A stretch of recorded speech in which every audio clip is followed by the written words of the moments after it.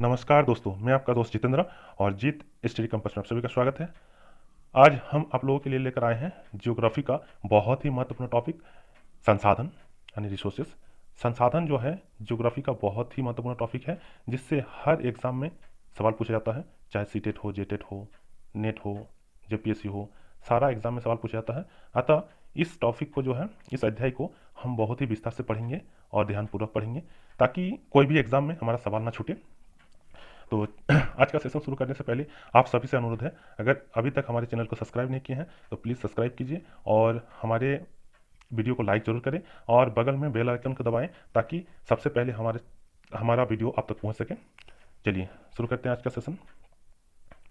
हमारे चारों तरफ नज़र आने वाली वस्तुएं जो हमारे लिए उपयोगी है तथा हमारी बुनियादी आवश्यकताओं की पूर्ति करता है, उसे हम संसाधन कहते हैं। यानी हमारे चारों ओर के वातावरण में जितना भी वस्तु पाया जाता है, जो हमारी आवश्यकताओं में प्रयोग होता है तथा बुनियादी आवश्यकताओं की पूर्ति करता है, बेसिक आवश्यकताओं की पूर्ति करता है, उसे हम संसाधन कहते हैं। तो देखते हैं संसाधन में के अंतर्गत क्या क्या आता है। हम लोग कपड़े धोने के लिए तथा नहाने के लिए साबुन, पानी का प्रयोग करते हैं, ठीक है। खाना खाने के लिए हरी सब्जी एवं अनाज का प्रयोग करते हैं। घर से स्कूल जाने के लिए रिक्शा एवं मोटर गाड़ी का प्रयोग करते हैं तथा अध्ययन के लिए पाठ्य पुस्तक का प्रयोग करते हैं। यह सारा जो है संसाधन है। यानी संसाधन के अंतर्गत जो है आपका साबुन, पानी, हरी सब्जियां, अनाज, रिक्शा, मोटर गाड़ी, पाठ्य पुस्तक, यह सारा जो है संसाधन है। यानी आमतौर पर कहा जाए तो हमारे दैनिक जीवन में जितना भी वस्तुओं का प्रयोग होता है, सारा संसाधन है, ठीक है। तो देखते हैं संसाधन का प्रकार।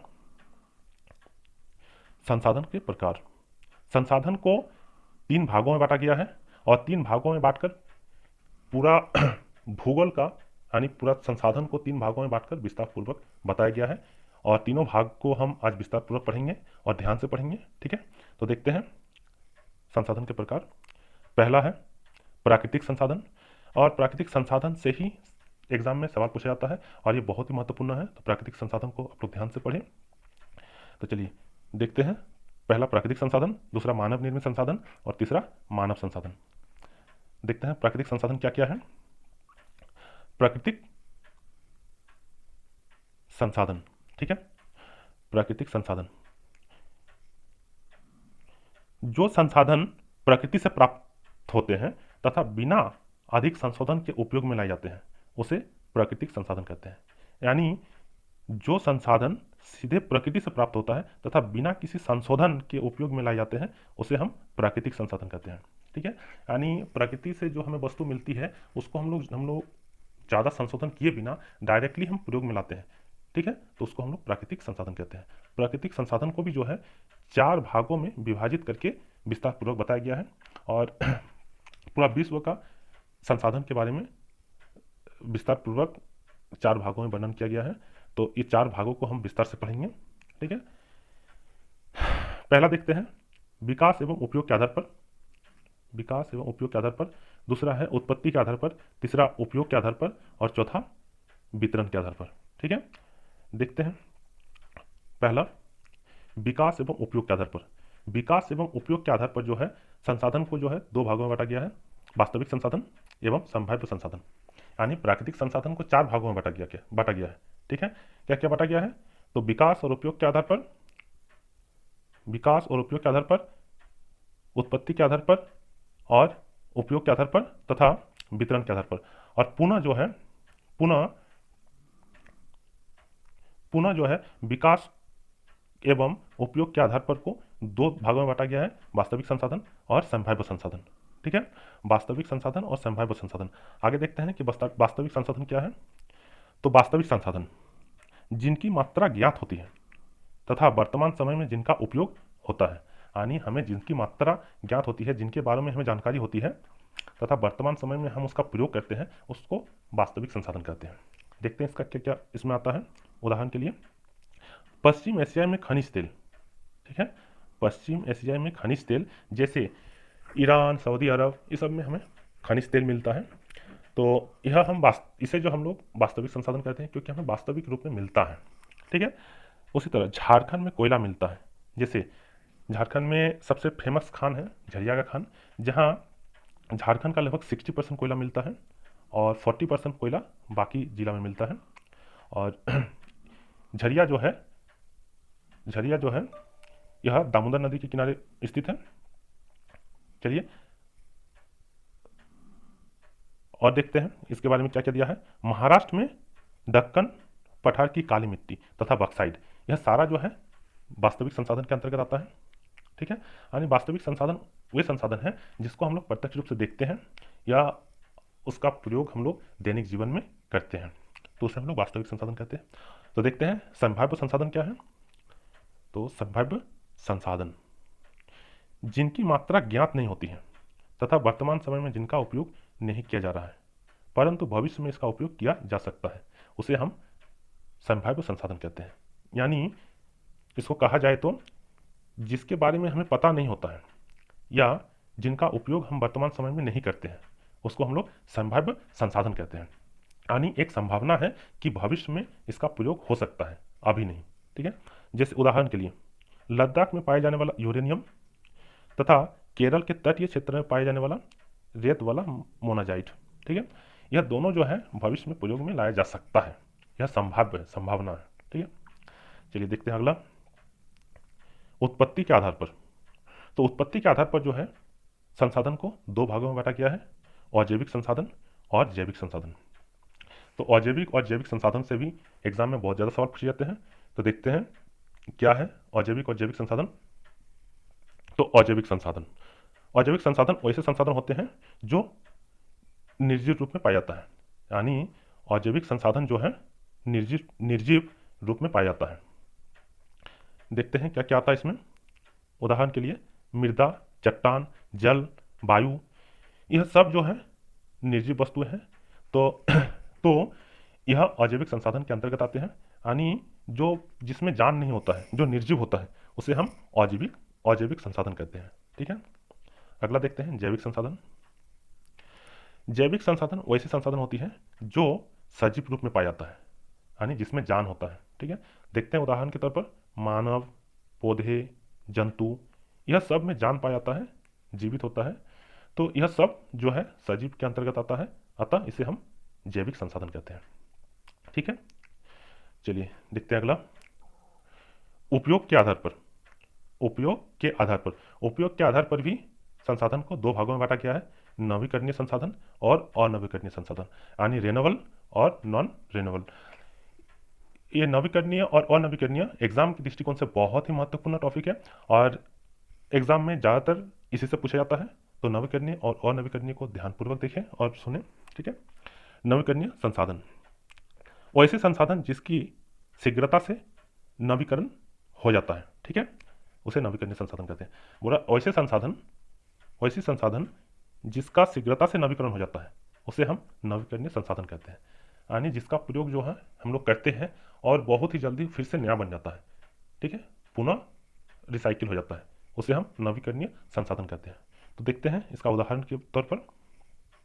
उदाहरण के लिए सौर ऊर्जा, पवन ऊर्जा, यह असीमित है। ठीक है, सौर ऊर्जा और पवन ऊर्जा यह नवीकरणीय संसाधन का उदाहरण है और यह असीमित है तथा इस पर मानवीय क्रियाओं का कोई प्रभाव नहीं पड़ता है।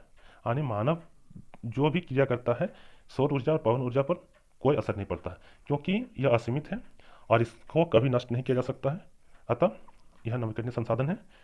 अगला देखते हैं नवीकरणीय संसाधन का और कुछ उदाहरण। मृदा, जल, वायु, वन, यह नवीकरणीय संसाधन है, लेकिन मनुष्य की लापरवाही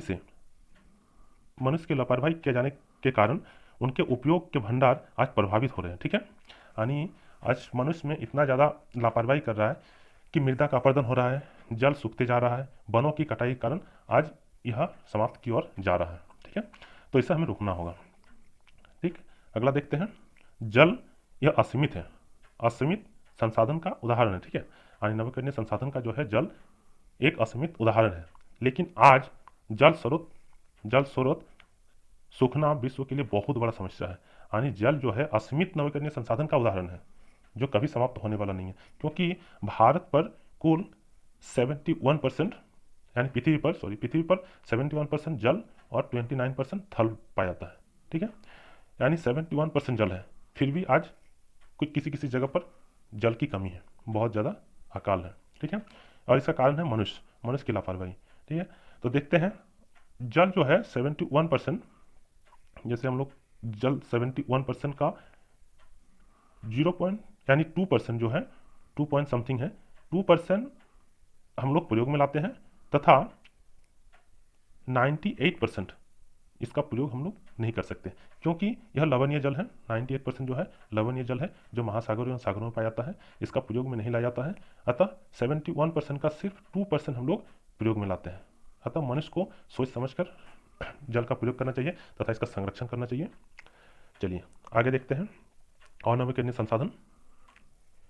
अनवीकरणीय संसाधन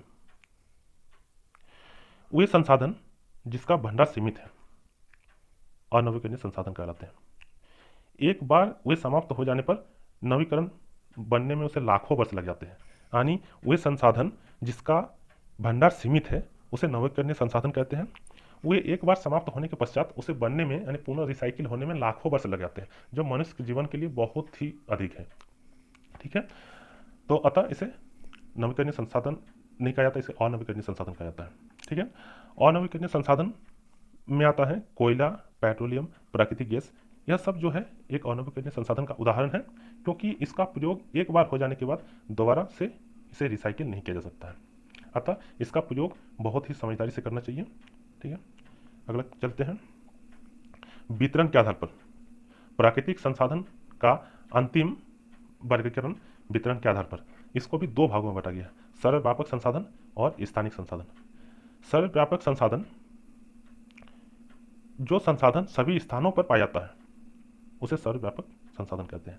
यानी जिसकी उपलब्धता सभी स्थानों पर होती है उसे हम सर्वव्यापक संसाधन कहते हैं, यानी सर्वव्यापी रूप में हमको सब जगह पर मिल जाती है। ठीक है, उदाहरण के लिए वायु, जिसमें हम सांस लेते हैं, वायु जो है यह हर जगह पाया जाता है, अतः यह सार्वभौमिक रूप से मिलता है, तो अतः वायु सार्वभौमिक संसाधन है। अगला देखते हैं स्थानिक संसाधन।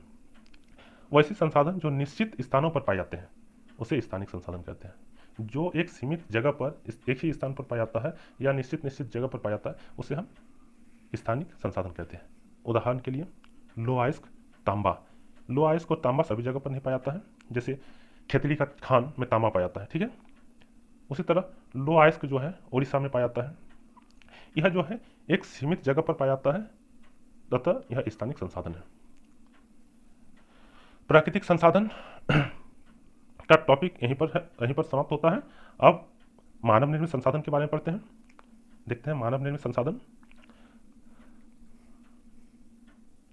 जब प्राकृतिक पदार्थ का वास्तविक रूप में परिवर्तित कर दिया जाता है तथा उसका प्रयोग अन्य वस्तुओं के निर्माण में किया जाता है, तो इस नई निर्माण वस्तु जो है उसे हम मानव निर्मित संसाधन कहते हैं। यानी जो प्राकृतिक रूप से हमें जो पदार्थ मिलता है उसका आकार में हम परिवर्तन करके नया वस्तु बना देते हैं, तो उसे हम लोग प्राकृतिक यानी मानव निर्मित संसाधन कहते हैं। ठीक है, यानी मानव द्वारा बनाया गया संसाधन।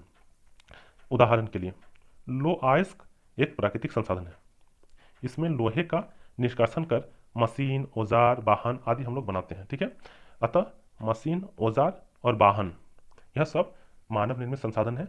जैसे ट्रेन, हेलीकॉप्टर, ये सारा जो है मानव निर्मित संसाधन के अंतर्गत आता है। तो यह एग्जाम के दृष्टिकोण से भी महत्वपूर्ण अध्याय है। अगला देखते हैं मानव संसाधन। अगला और अंतिम मानव संसाधन में देखते हैं कि मानव जो है अपने आप में एक संसाधन है। मानव क्या है? अपने आप में एक संसाधन है, जो यानी मानव को प्राकृतिक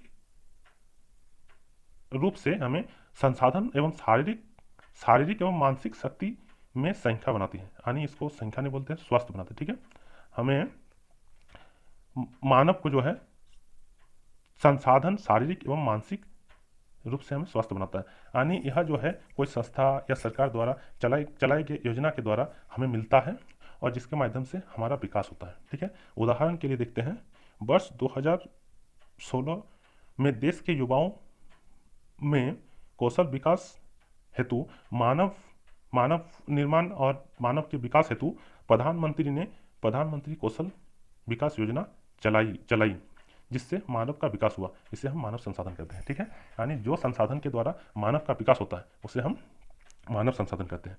और इसको एक बहुत ही महत्वपूर्ण सवाल है, इसको देख लीजिए। वर्ष 2016 में प्रधानमंत्री कौशल विकास योजना चलाई गया था। ठीक है, और इसमें हमारे विकास के लिए था, तो इसे मानव संसाधन कहते हैं। आज के लिए यहीं तक। अब मिलेंगे नया अध्याय में नया टॉपिक के साथ। तब तक के धन्यवाद। जय हिंद, जय भारत।